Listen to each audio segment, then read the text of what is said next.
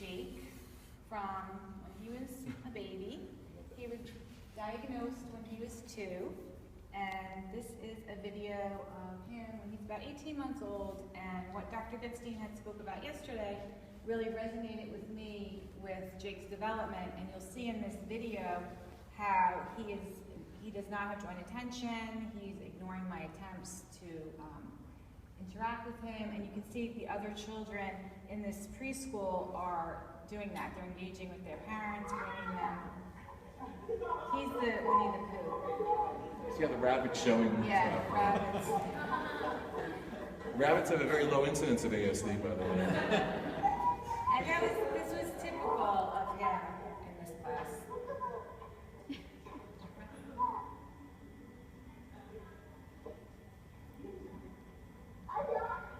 Yeah, these children also suffered from another syndrome called species identification confusion syndrome.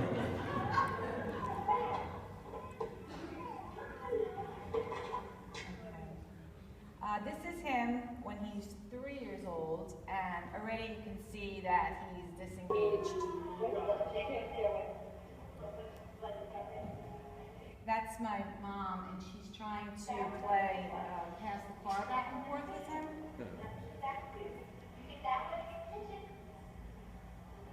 I mean, what's really poignant about all these videos that I watch is the parents are all doing great things. You know, I don't get to watch any videos of parents like beating their kids or lighting them on fire. They're all doing the things they should be doing, and they're all feeling horrible because they're not working. These before videos. It's awful to watch. This is great for a grandmother to do this. She was trying. Yeah, it's great. It's what should work. Yeah. So he would just prefer to roll the car back and forth, watch the wheels spin. That's a good example. He took it and he made it into his own little agency of homeostasis. Yeah. So I just want to fast forward to 2005, and Jake is 9, and this is when we find RDI. So this is our first RDA, the Relationship Development Assessment, and this is just one small clip of it. And we were given the instruction, I was given the instruction of not to interact with him. I could interact with him if he engaged with me, but not to initiate. Not to initiate, exactly, thank you. And he's 9 here.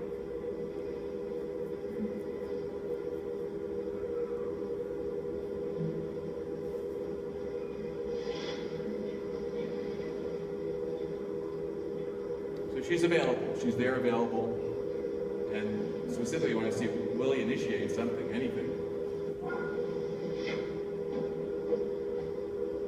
Not making any demands on him, but he doesn't, and he just starts making noises.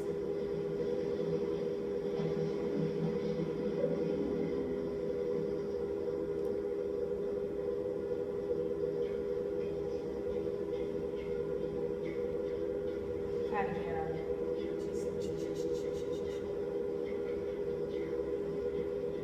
it's got good rhythm though. So, this is while we're involved in the program, and now we're trying to get him to engage. And he would rather play by himself, obviously. So he does not, at this point, have any mastery motivation. And this is a clip of me trying to get him to get off the swing, which was one of his favorite things to do. And this becomes a dilemma for parents, you know, because you want to get the person to engage. Of course, the more you try to get them, the worse it gets. But then if you don't do anything, then nothing gets better, so you're trapped in the middle of it. And we try to give you a third way, right, to construct a situation where they will engage, where they move towards you. Reframing.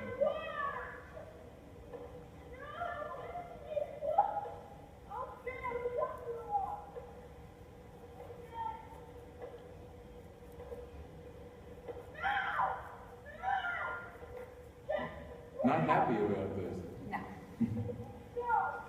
So that goes on like that. This is another example of him pacing. That was another activity he'd like to do. And his dad tries to come and get him to do something. Good luck. And he would just want to spend hours doing these activities.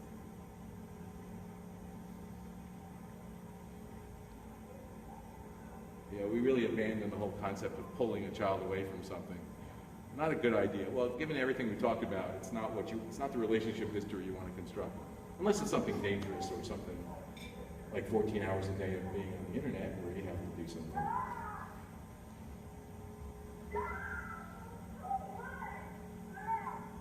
And of course, the bigger kids, it's harder. Yeah. Everything's much harder. Because they can hurt you, Yeah. too. I mean, 4-year-olds and 3-year-olds, you can grab them. Yeah. So this is a year after we started RDI, and he's really engaging now. He's becoming a good apprentice. This is with him and his dad washing the car.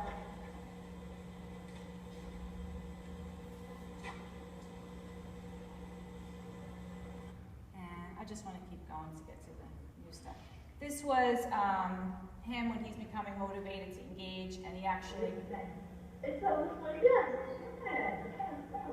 And he's actually saying now, let's play again. So he's starting to engage. Well, you know, what's interesting here is he's dealing with objects and he's dealing with games, and this is much more challenging if you think about staying engaged with the person while you're involved with a task like that. It actually is a much harder thing to do. So if he's doing that, could we see a little more of it, maybe? Oh yeah, sure. Okay. I didn't want to spend too much time. I know, just another minute, maybe. Stuff, but yeah. If you don't mind, I just want to see how he engages with it. It's almost like that.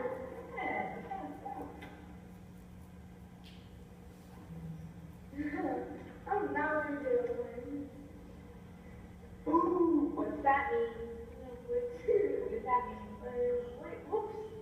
I do declare.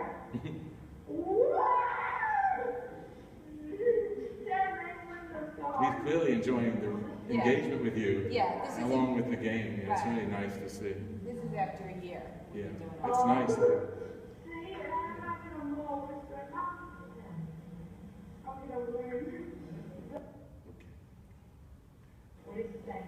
It's almost like that. What is that? And this was also significant for me because this is him trying different recipes where he had become very rigid and didn't want to try anything new. And this again is a year after RDI. Oh. And whose idea was it to do it? Mine. Cool. You gonna rate it? Yeah. Okay, what are you gonna give it? A+. A plus.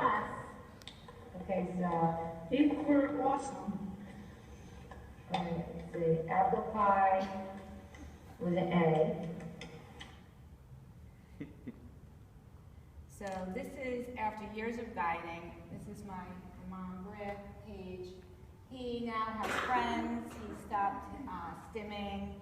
He was in mainstream high school. He didn't have an E. He was engaged in sports, basketball, marching band, prom, graduation, started community college.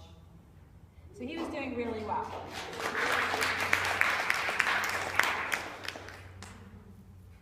I became certified in 2011 and was fortunate to join the Dynamic Intelligence Work Group. And then we started working on Jake's sense of self. Because although he did have all those accomplishments, he still was lacking in certain areas. And he wasn't saving his experiences, he wasn't learning from what he did. He had no sense of himself, as we've been talking about, as a person and dynamic self. So we started that work in 2012. And this is an example of what we were showing earlier of positive narrative. So this was him, when he started reporting his experiences, we reported positive. So, I went to my end of season pizza party for the boys running track team, and look what I got here. The varsity letter and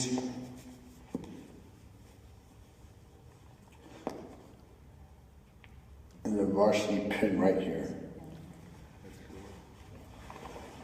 I was actually very surprised that I got one. That's great.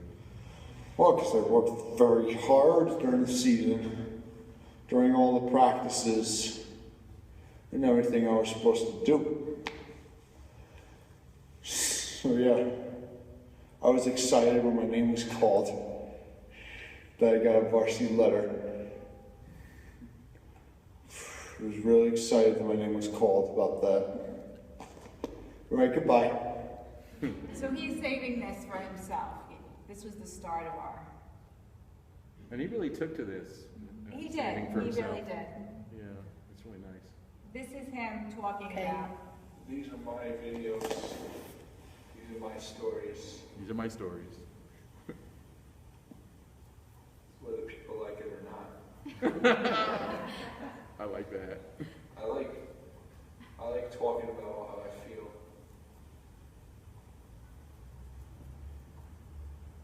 Instead of just keeping it all inside. That's how we communicate. So I don't explode in anger and everyone's like, oh Jake, why are you so angry? Well, you can see Jake's always been a passionate guy. Yeah. And what's nice is to watch him use his passion in a positive way, which can become an asset. Yeah, so as he said, he did have a problem with regulating his anger, which we start working on. But before that, I just wanted to show you this one, where this was the first time that he spontaneously decided to save his experience on his own. So I was really excited when he came. Oh, I videotaped when my vice principal, or one of the two of the vice principals were talking about during graduation practice this year, because I thought it would help me in the future of preparing for the real thing. And the fact that I can watch it is a good thing. I didn't want to make any mistakes regarding the real graduation. So and also so I don't have to ask around, what do I do now, what do I do this and do that. Say something. Yeah. You know, what's really nice about this is he isn't saving the actual thing itself, the graduation rehearsal. He's saving his own memory of what he decided to do, his decision to save it, his mental process. You see what I mean? Not the product, the process. And that's what he's proud of. And he's proud of that process. Hey, I decided to save this because I thought it was going to be important. Right. That's what he wants to say.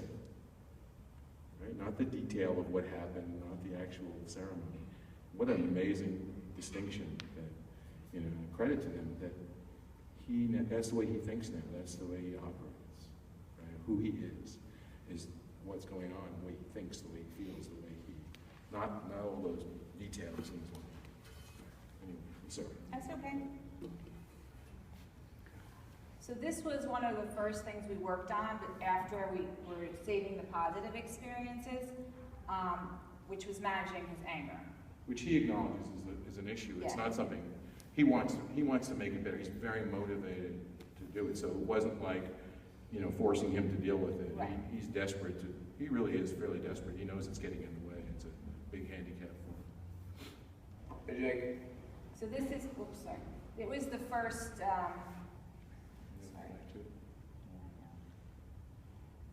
you could tell too, it's an early video because I'm coaching him a lot. Yeah, she had to learn how I to had to do. back off and realize how much she had done with him Right. already. It's Just hard. want to tell you. I just wanted to tell you that, whenever you find I find myself getting emotional about something,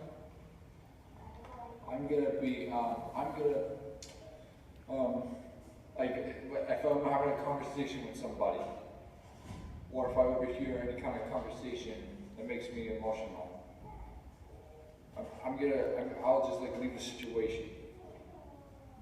Or if I'm having a conversation with somebody, I'll probably change the subject, or just make an excuse and leave the situation. Good. So now tell yourself we're going to do a little role play of how you handle a situation like that. Okay? So my dad's about to come in the room. Okay. We're going to be doing a role play of a real situation that gets me upset. And I'm going to see if this actually works. And yeah, we'll see how it goes. Okay. Wish me luck. Wish me luck. I love it.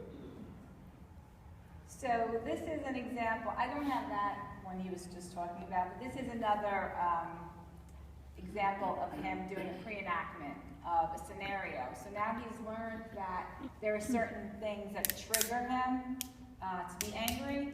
So he's learning to recognize those triggers, and also on top of that, he's recognizing that when he does recognize the trigger, he has the ability to stop and make a decision, make a mindful decision of how he's going to react to that trigger. Jake. Oh, don't fold your clothes like that. Here, let me show you. This is how you fold your clothes. Okay, Jake, decide. This is the trigger. Decide how you react. Which way can you go? Which way can I can feel angry? No. I can ignore her and continue to fold my clothes the way I was folding them, or I can listen to her and learn something new.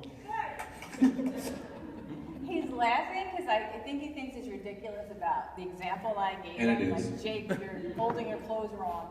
But that was a trigger for him, for anybody to tell him like that he was doing something that they thought wasn't appropriate.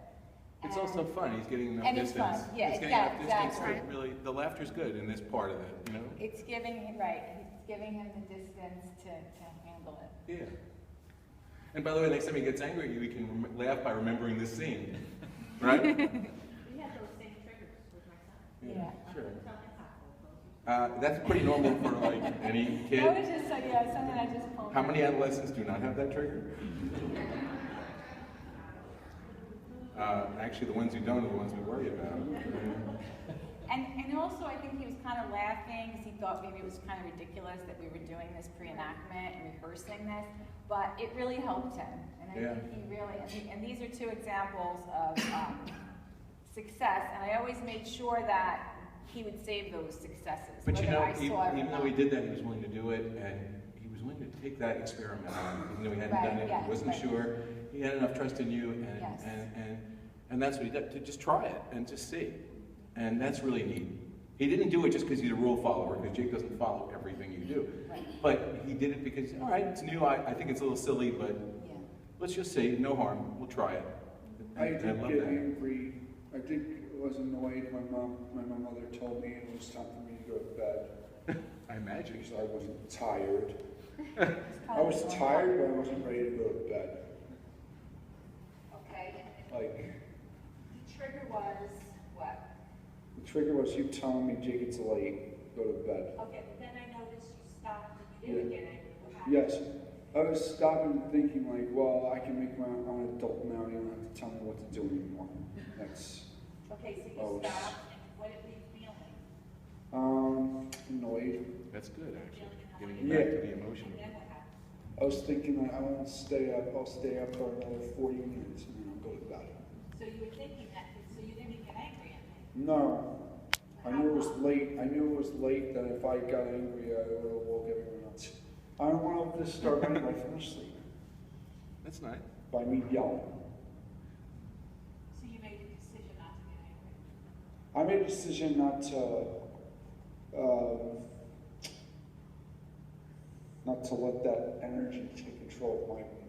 Yeah, what he's trying to explain, and it's interesting, is that he didn't make a decision not to get angry. You can't do that. He made a decision not to express the anger in his typical way Yes. because he cared about people. So he learned how to. That's the idea of anger management. Is you don't learn not to be angry. You learn how you can mediate it and not let it be an automatic response. Back to that automatic, perception response. And that's really what he's trying to explain. He doesn't have the words, but it doesn't matter because he did it. Yeah, and I think I prompted That's him his to brother. save this video, but this one here, he did on his own. He saves his videos on his own now. Sometimes I'll still catch him do something and I'll be like, oh, save that. That's really good. You want to save it. But mostly he saves them on his own. Hi. I just, I was sitting with, I was gonna tell my aunt about my day, and then she, made me angry by, like, saying that, like, by just, like, inferring that I'm just gonna be like her children that are crazy because I eat junk food. And I eat junk food and it just makes me tired and unmotivated. I don't think it's anything to do with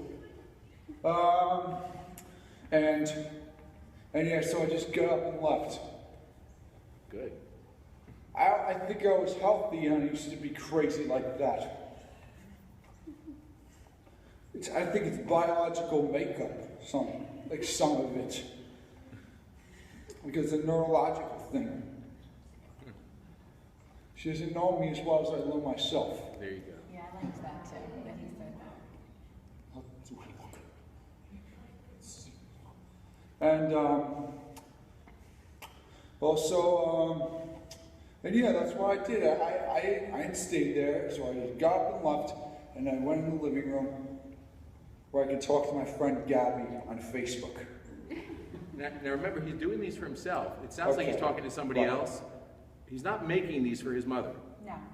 He is making these for, but he's using the format to sort of take something that would be internal and externalize the dialogue so it's more productive. Because he's a guy who can have a very unproductive dialogue inside his head. But you notice his outside dialogue, when he externalizes it and he talks to his other, his self, he doesn't think there's another self out there. But when he does it in that mode, it's pretty productive, actually, his dialogue, isn't it? And I think just having that little bit of distance from not having it happen in your head, being able to, what he's learned as a habit to express it, has been probably the most helpful thing for him, these dialogues that he has, which is why I think he likes it. I don't think there's any specific strategy. I mean, all the strategies are good or not good, but this process, where you can continue to have a constructive dialogue out there with the video, with himself, is something that has really been good for him. And he uses it very well. This is him talking about himself and what in the becoming and who he wants to be. With someone I want to be is that I want to be somebody that's calm and doesn't. Somebody that's just calm in the future. And also with thick skin. Calm with thick skin if I'm going to be dealing with people. Especially if I'm going to be dealing with people.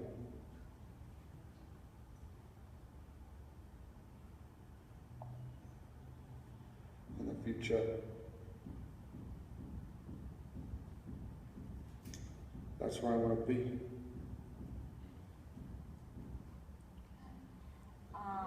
This one here was the one in the dark. I actually had an incident with him where we had an argument, and he kind of tells me off, like, okay, I'm done. You don't have to tell me anymore about social etiquette. So to me, it was like he really was developing his sense of self, and I really loved this video. You know what, Mom?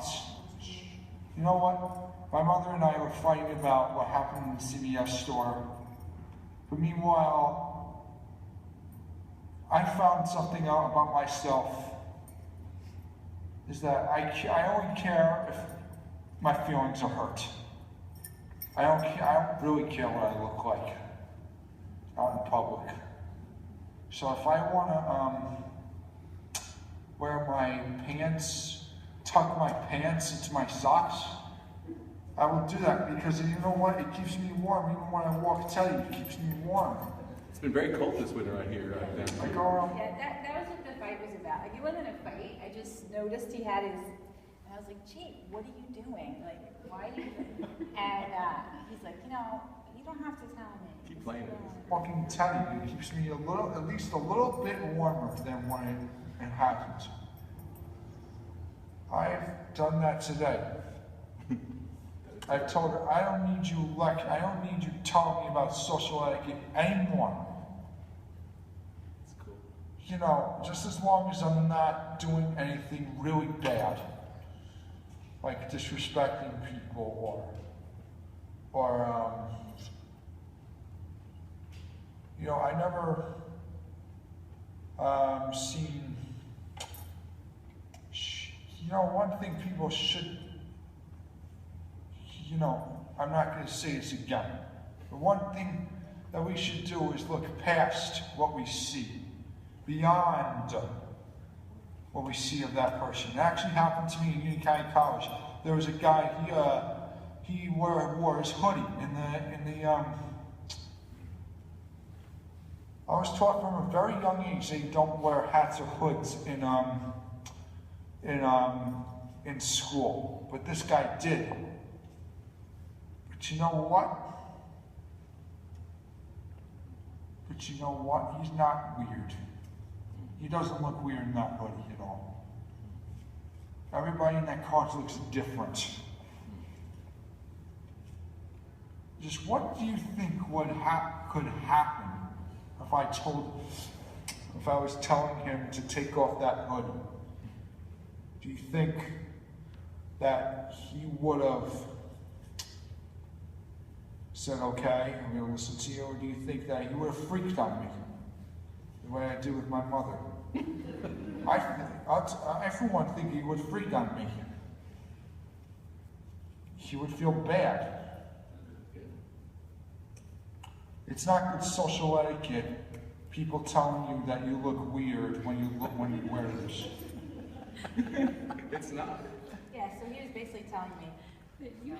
But you know, here's the other interesting thing. Do you hear his pace when he's doing this? It's slow, and it's reflective, and it's thoughtful. You notice there's a lot of pauses? When you do an internal dialogue in your head like that, it doesn't sound like that. Everything's too fast, and you don't have time to separate things out, right? And he's learned to use this, right, to organize who he wants to be, what his thoughts are, what his ideas are, right? It's become a device. And it's not, it's still him, right? The video isn't doing anything. But it's a way for him to have this dialogue with himself that's very productive, that's thoughtful, and he's developing what I call some very good judgment, you know, isn't he? I mean, if you think about judgment, there's a guy who is, and he's really motivated to do that himself. And that's why I'm saying he's becoming self-guided, isn't he? And this tool, this little tool of learning to make these videos that his mother's helped him to do and stuff, that's all it's taken for him now, along with all the years of work they've done. But at this moment, I mean, and to be able to now assume that, to start to become self-guided, and he's been ready. But the issue, of course, is readiness. I mean, you couldn't have anybody, but he was ready to do that. And the fact that he is using this way, you know, it's funny because initially in the earlier stuff, he was actually addressing the video like there was somebody else. And he's no longer doing that. He's really incorporated and saying, this is me, this is just me. I'm not talking to, you know, I don't need the device of pretending I'm talking to an imaginary person or an imaginary audience is what he was really saying. It's just me, it's me. And it's really fantastic, it's really amazing when I see him do this. It's unbelievable to me. It's what the potential is, I think. But anyway. Yeah, this video was also really meaningful because he is starting to see himself. Now we work so much on him controlling his anger, managing his anger, because he's doing really well with it, and he knows that. And you could hear him now talk about it as like almost like in the past. So he's thinking now. He's starting to think of himself as a dynamic self, an evolving self, a dynamic self. Well, whenever I used to fight with my mother, I would always think that number one, whenever we have like a big fight, whenever we used to have a big fight, my judgments, I used to get these judgments saying that no one wanted to be with me because I always get angry, which is not true. And it's also not true that no one wanted to be with me because Teddy likes to be with me. Justin Fields likes to be with me. Alyssa Fernandez likes to be with me. He needs to know us as she likes to be with me. And she says a lot of great things about me. So we're just, you know, working. He's always been so hard on himself, and so that's what that was about him not judging himself so harshly anymore. Yeah, and really saying to himself, giving himself sort of the documentary evidence of why he's doing okay, why he's moving on in his life, right? And that's what he was listening to those people. He was really talking to himself and saying, you know, I am okay now. People do want to be with me. And yeah, and that's the other context is I don't think we did present as much how hard that internal voice was. It was so unproductive. And it often is in many people, especially people who have problems with emotional regulation. And this really, we see this turning around now where he's not fantasizing at all. He's not acting like he's somebody he's not, but he's balanced now, you know. By this device, he really has gotten some distance, enough distance to really look at himself, which is really hard for anybody, in a productive way, in a growth-oriented way. And it's a continued, you know, he can do this his whole life, right? A lot of adults never get there. I'm not talking about ASD, I'm talking about just regular adults never get to where he is. And the best part of what he is he sees this as something ongoing. That's what I mean, he doesn't think of himself as finished. He just thinks this is the way life is. You continue to grow and develop and become, that issue of becoming, which we emphasize. And that's a really important issue, is, you know, I'm going to live my life and I'm going to continue to grow, and I'm not perfect, but I'm going to keep getting better towards what I want to be. And that's who I am. That's the type of person I am, and that's what I've been. And if I look at my history, talk about his life story, and he is, you see these little pieces here of him constructing his life story, who he's been and where he's been, and, you know, little pieces, and what he thinks he's going to become, what he'd like to become. And it's a very, very powerful process for him. I just put this up. His friend posted this on his Facebook wall for his birthday, and this was really meaningful to me because, you know, from where he came from, he didn't even want to play with anybody or have a friend, and then he would have superficial friends. And now they really do have like a really true friendship.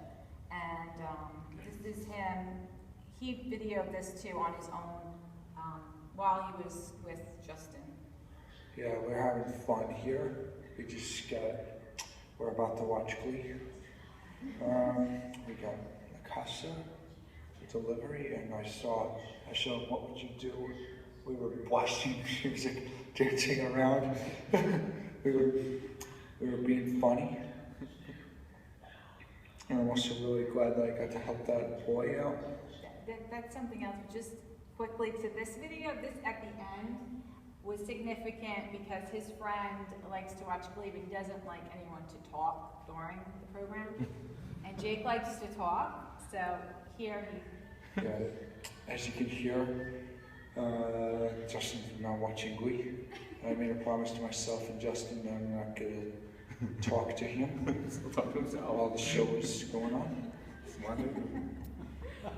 So, you know, he's really wants to make sure that his friend's happy. But back to this video, he still has his videos sometimes are disjointed and he'll go from one topic to another. And this was interesting because he starts talking about, he saw another student with autism with an aide, and he saw that the aide was overprompting the student and wasn't letting him make his own decisions. And he's kind of talking about this, that, you know, he listened to him. I think I knew what the helper was doing wrong. Not letting him make his own decisions for himself, but just to make the, I would say, normal decisions for everyone else. And I don't want to hurt people's feelings with the air quotes. I'm just saying that because I just feel that everyone's their own person and there's really no such thing as like normal. You have to work hard, be respectful, be productive, and take good care of yourself to be in this world. And also, learn social etiquette. That's not a bad thing to learn. But, there's no right or wrong way to. There's no politically correct way to go about thinking your decisions. So now he's really starting to see himself as a decision maker, and I think that's really cool. This is an example of him setting a goal and a goal preview, and then with that, different problem scenarios that could happen with the goal.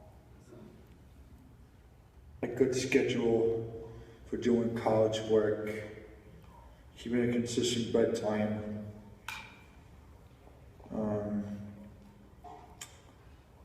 going to bed early,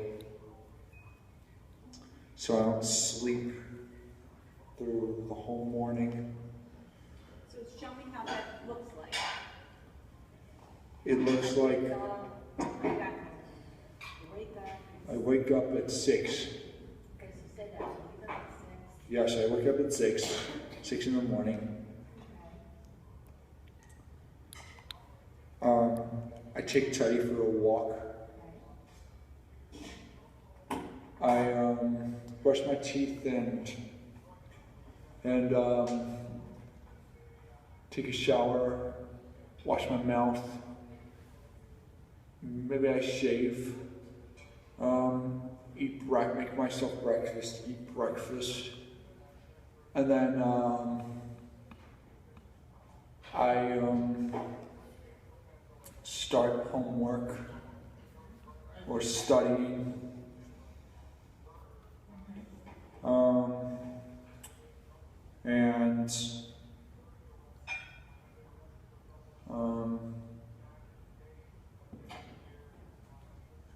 Also,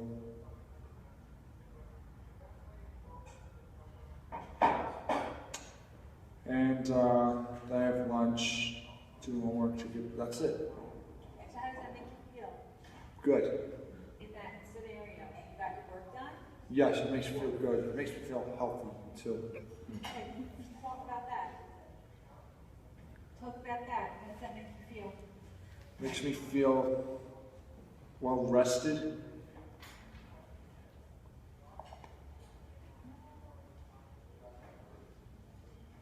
By the way, she's doing a good job. It may seem like she's doing too much, but when you say it makes me feel good, it's not really Makes a me real. feel refreshed. She wants him to really develop an emotional preview, Yes. which is something new for him. So it's Yeah. good. Free. Free, yeah. Yes. He's doing it. He's getting it. And great. Yeah. That sounds good too. And like I'm rich. Like I'm rich. I love it. Yes. And now you really see them. He's I'm feeling working it. hard like rich people. Can you see it? He finally found a metaphor that works for him. Isn't that funny? Until then, it was all a bunch of words. Okay. But she kept him going, and he got to rich, Okay. and his face lit up, right? And it made sense to him, right? And that's when it's good. That's when she knows she can stop, because that was personally meaningful, right? He could imagine that, and that keeps him going. I want to be rich. Not rich money necessarily, but rich in what that means to him. I think he means as a rich, competent, good, guy. Right. A rich, capable guy. It's a really nice, and that's a good job of her scaffolding. And I just want to say that's a great job. And the fact that they have a relationship. And I think it's important. It's very, a lot of times in adolescence you don't have a relationship like that with the child. And it's been a lot of hard work, but the two of them have developed, I think, an incredible, mind-guiding relationship. And you notice how, really, Christine's learned not to interrupt until it's a time when she wants to help him add one more part to what he knows how to do, right? And there was that part that he needed. And, and that was really critical. And he'll use it, he'll internalize that, and you'll explain it to him. You can even explain it to him at some point. The reason I asked you to keep going is you were just using words, And what helps you is when you get to that rich thing, and you can see that that meant something to you. So in the future, he can do that himself. He can learn how to keep himself going. When he just says, I'm going to do this goal because I'll feel good to himself, he can say, no, that's not enough. I need to know what is going to really make me go for it. What's the way of visioning it, thinking about it, that's going to really keep me going, right? And I bet he'll be able to internalize that and learn to do that, you know? He's that type of guy. He's a great mental apprentice. He really has the desire to face challenges and you know, make it in the world, yeah.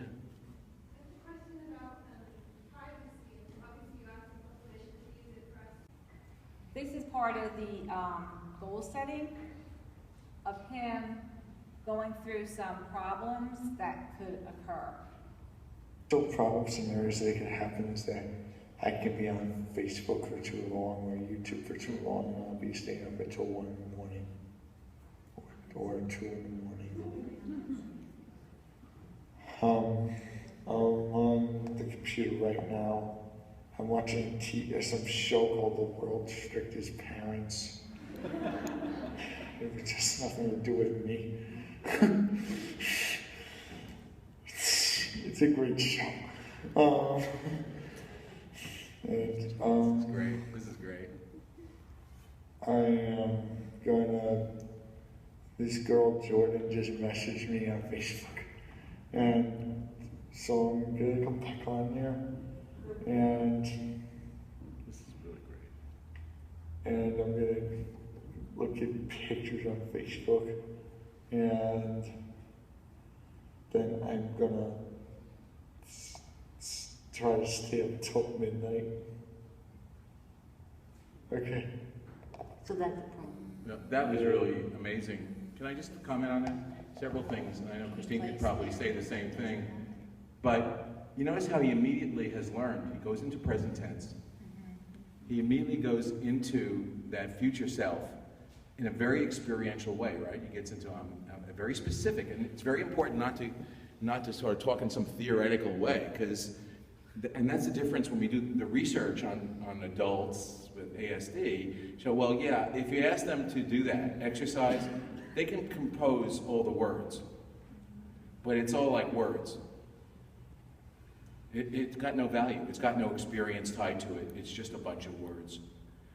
And what's really different here is that he realizes, he immediately tries to project a scenario that has reality to him, that has meaning to him, right? That he can feel, that he can pre-experience. And what do we know?